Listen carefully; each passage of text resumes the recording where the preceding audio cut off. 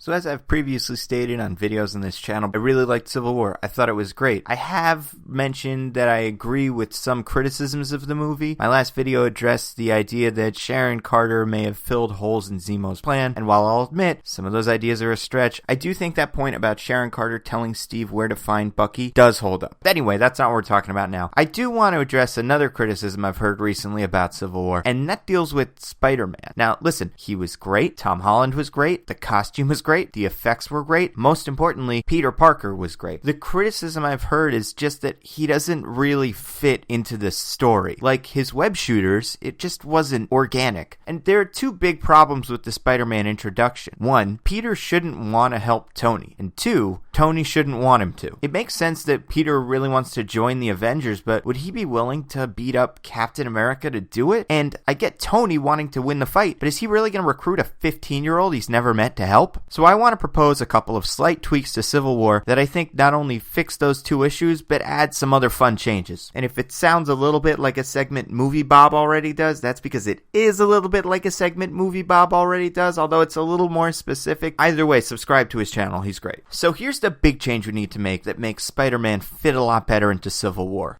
The airport fight has to take place at JFK. For those of you who are unfamiliar, JFK is the John F. Kennedy Airport in Queens, New York. As far as airports go, it's better than LaGuardia. And this is an easy change to make. Instead of interrogating Bucky in Vienna, I think, he's extradited to the US for some reason and interrogated in, I guess, maybe the facility that S.H.I.E.L.D. had Captain America stay at during the last scene of First Avenger. Sure, S.H.I.E.L.D. isn't in charge anymore in the movies, but maybe the UN is using it now. It's a small but fun callback to the original Captain America movie. That way, when Bucky, Steve, and Sam escape, they're looking for a Quinjet in New York. Now, Stark Tower has one, but that would never work because Iron Man would expect them to go there. So they have to go to the nearest airport where a Quinjet might be hiding, JFK. So what does this have to do with Spider-Man? Now, Spider-Man gets to show up at the fight unannounced. He doesn't get invited. He just hears something is going on with the Avengers and checks it out. And now, as much as I love the Tony recruits Peter / hits on Aunt May scene, we have to move that. We're replacing it with the scene at Peter's school. He's in the cafeteria hanging out with his friend talking about what else Spider-Man. Peter's showing him a YouTube video on his phone of Spider-Man fighting a C-list villain. This could be anyone, but for the purposes of the example, I really like Stiltman. For those unfamiliar, Stiltman's actually a Daredevil villain who commits crimes using, among other things, a set of telescopic legs. He's from the 60s. And he's been hinted at outside of the movies, so I think he should exist in this universe, but he wouldn't really fit into the dark and grounded Netflix shows. The character also has a history of fighting Spider-Man since Stiltman is traditionally based out of New York. So Peter's showing his friend this video, and his friend is impressed but not completely on board. Spider-Man swinging around and punching Stiltman in the face. Stiltman eventually goes down. Peter's friend asks, hey, why didn't Spider-Man just go for his legs? That might come up again. Peter says, I hear people are saying Spider-Man should be in the Avengers, to which his friend replies, I don't know, he's good, but not Avengers good. We get to see Peter react, and that sets up this chip on Pete's shoulder. He doesn't want to fight crooks like Stiltman all his life. He wants to join the big leagues, but no one takes him seriously. Peter's friend comes back with I don't know, he's not better than like the Falcon. Then they get into an argument over whether Spider-Man could or could not take Falcon in a fight. This scene gets cut short by Peter hearing that JFK is being closed down. He's able to put it together in his head that this has something to do with Bucky and Captain America. He realizes this is his chance to audition for the Avengers and abruptly leave school. His friend can ask, hey, where are you going? And Pete tells him that he has something to do for his job. Then the friend can say, what job? We're 15, establishing Peter's age. So the rest of the build-up to the airport fight is the same. There's an initial sparring, but Spider-Man's not involved. Then the teams start forming up, and Spider-Man jumps in line with Tony. Keep in mind, he's wearing the sweatshirt costume. Since he's never met Iron Man, he hasn't gotten the upgrade yet. Sorry, Disney marketing / toy team. So Spider-Man jumps in line, and we get our first interaction between Peter and Tony, except now it's different. Spider-Man's still starstruck, but Tony wants nothing to do with him. Get out of here, this isn't safe. Now Tony is responsible, and Spider-Man is acting like a 15-year-old. He's got the right intentions, but he doesn't want to listen. Maybe we can get a little back and forth where Spider-Man pretends to be older by making his voice deeper, and Iron Man sees through it. It could be fun. The fight goes otherwise about the same. Spider-Man isn't just fighting whoever, though. He's after Bucky. Maybe he's ready to also fight with Ant-Man, Scarlet Witch, and Falcon, but there is no way Spider-Man is laying a hand on original Avengers Cap and Hawkeye. Now this means we're were also taking out the fight between Spider-Man and Cap. It's another really weird bit. Spider-Man shouldn't want to fight Captain America, and Cap shouldn't want to fight someone who's clearly in high school. Instead, one can save the other, and they get a little moment to exchange some of those good lines. Oh my gosh, it's Captain America. What's going on here? You don't understand, kid. Well, I'm just here to impress Mr. Stark. You got a lot of heart, kid. Where you from? Queens, Brooklyn. Then they just leave. No fighting. Even outside of Civil War, Marvel loves to have its heroes fight each other, but this is a bit where it just doesn't make sense. So Ant-Man goes Giant Man, and Spider-Man is doing the same thing he does in the movie. He's climbing on his head, swinging around, but not really getting much done. At one point, Falcon shows up, knocks Spider-Man down, and now we have the matchup Peter and his friend were talking about. Falcon and Spider-Man both make it clear they don't want to hurt each other, but eventually they go for it. And it goes a lot like the scene from the movie. You've ever been in a fight before? There's not usually this much talking. And Spider-Man thinks he has Falcon, but at the last minute, Falcon uses Red Wing to beat Spider-Man. Now Spider-Man is dejected. He's on the ground, having failed pretty much every step of the way. He starts talking to himself about his friend. Spider-Man's good, but not Avengers good. Falcon's better than Spider-Man. Why didn't Spider-Man just go for the legs? And then, boom, Spider-Man figures out how to beat Ant-Man based off of this fight he already had with Stiltman. Rest of the fight goes the same. He does the Empire Strikes Back move. Iron Man and War Machine give Ant-Man the uppercut. Cap and Bucky escape. Iron Man also gets to go up to Peter and tell him that he's done. It's clear that Peter has impressed Tony, but that's it. End of Spider-Man in the movie. But I did say I wanted to do something with that introduction scene. That's now the post-credit scene. Same thing, minus the parts about Spider-Man helping Iron Man in Germany. We still get the Aunt May stuff. Tony lets Peter know that he knows his identity. Tony finds the costume. Peter dances around the "with great power comes great responsibility" line. And at the end, this time, Tony gives Peter a suitcase and leaves. Peter goes back into his room, opens the suitcase to reveal, you guessed it, the new Spider-Man suit.